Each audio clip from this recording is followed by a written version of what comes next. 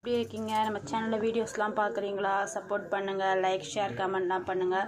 Okay, இன்றைக்கி என்ன வீடியோனா நம்ம அம்மாகிட்ட கேட்கலாம் அந்த ரெசிபி பேர் என்னென்னு. இது ரெசிபி பேர் என்னது? இது ஆந்திரா சட்னிமா. நம்ம சட்னி சொல்லுவோம். நம்ம வந்து தமிழில் சட்னி சொல்லுவோம். இது வந்து ஆந்திராவில் பச்சடியும் சொல்லுவாங்க. பச்சை மிளகா பச்சடி. இது நல்லாயிருக்கும், டேஸ்ட்டாக இருக்கும். தயிர் சாதத்துக்கு, சப்பாத்திக்கு, சாம்பார் சாதத்துக்கு, காரக்குழம்பு வச்சிங்கன்னா அதெல்லாம் சூப்பராக இருக்கும். இது உங்களுக்கு காரம் பச்சை மிளகா எவ்வளோ காரம் வேணுமோ அவ்வளோ போட்டுங்க. தேங்காய் நான் 1/2 மூடி தேங்காய் வச்சுருக்கேன். இது ஒரு 50 கிராம் பச்சை மிளகாய். இது பூண்டு ஒரு 4 பல்லு பூண்டு, வெங்காயம் 1 வெங்காயம், தக்காளி ஒரு 4-5 தக்காளி எடுத்துங்க. எனக்கு கொஞ்சம் இந்த காரத்துக்காக இந்த தக்காளி, புளியெல்லாம் இல்லை. இது எப்படி செய்கிறதுன்னு நான் காட்டுறேன். இது எண்ணெய் எவ்வளோ வேணுமோ அவ்வளோ ஊற்றிங்க. உங்களுக்கு அளவு எண்ணெய் கொஞ்சம் எக்ஸ்ட்ரா இருந்தால் கூட பிரச்சனை இல்லை, நல்லாயிருக்கும் எண்ணெய் ஊற்றினா. முதல்ல கடுகு போட்டுக்கலாம்.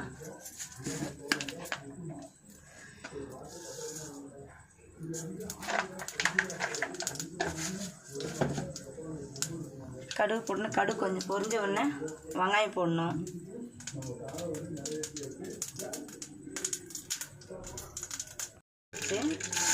வெங்காயம் போட்டுடலாம்.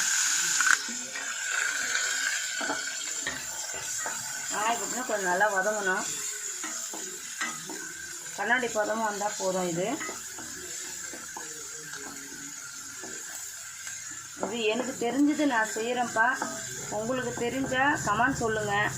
ஏன்னா எனக்கு தெரிஞ்சது நான் செய்கிறேன். ஆனால் நான் செய்கிறது எல்லாருக்கும் தெரியும். எனக்கு எங்கள் அம்மா எனக்கு சொல்லி கொடுத்தது நான் செய்கிறேன். ஏன்னா இதில் சில பேர்லாம் கொஞ்சம் இதெல்லாம் எங்களுக்கு தெரியாதா, இது எங்களுக்கு தெரியும், இதெல்லாம் எல்லாருக்கும் தெரியுது தானேன்னு சொல்லிட்டு கமெண்ட் சொல்கிறாங்க.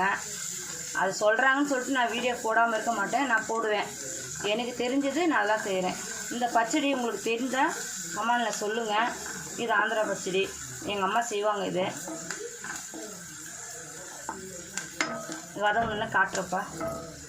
பாருமா, அதை வதங்கிச்சு. இந்த அளவுக்கு வதங்கினா போதும். இப்போ தக்காளியும் போடுறேன். தக்காளியும் வதங்கணும்.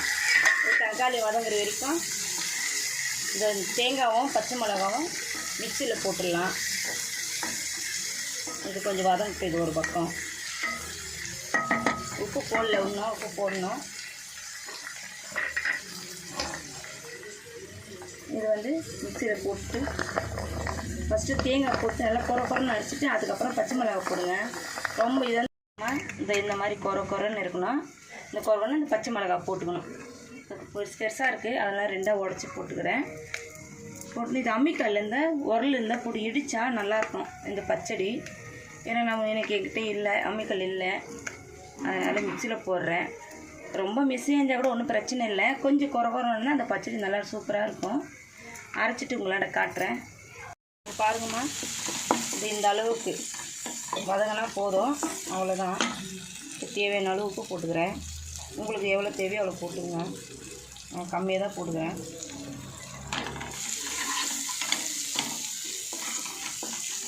வதங்கி முடிச்ச உடனே இந்த பாருங்கள், இந்த சட்னி இது இந்த அளவுக்கு இருந்தால் போதும், தொக்கு மாதிரி. பாருங்கள், அதுதான். ரொம்ப வெண்ணையாக இருந்துச்சுன்னா நல்லா இருக்காது, கொஞ்சம் தொக்காக இருக்கணும். அது ரொம்ப தொக்கவும் இருக்கக்கூடாது, நடப்பட்டில் இருக்கணும். நான் பொதுவாக தான் சொன்னேங்க. அந்த வீடியோ எல்லாருக்கும் தெரியும்னு சொல்லிட்டு சொல்கிறாங்களே, நான் பொதுவாக சொன்னேன். அது யார் என்ன சொல்கிறாங்க எனக்கு தெரியல. ஆனால் சொன்னால் கூட நான் விட போகிறதில்ல. ஏதோ எனக்கு தெரிஞ்சது, எங்கள் அம்மா எனக்கு சொல்லி கொடுத்தது நான் போட்டுருக்கேன்.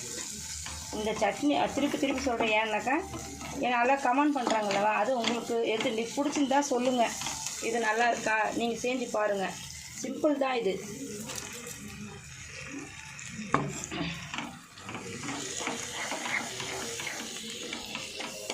அவ்வளோதான். பாருங்கள், சொல்ல வந்துட்டேன். தண்ணி தேவையில்லை. நம்ம மிக்ஸி கரைக்கிறோம் பார்த்தீங்களா, அதுலேயே அந்த தண்ணியே போதும்.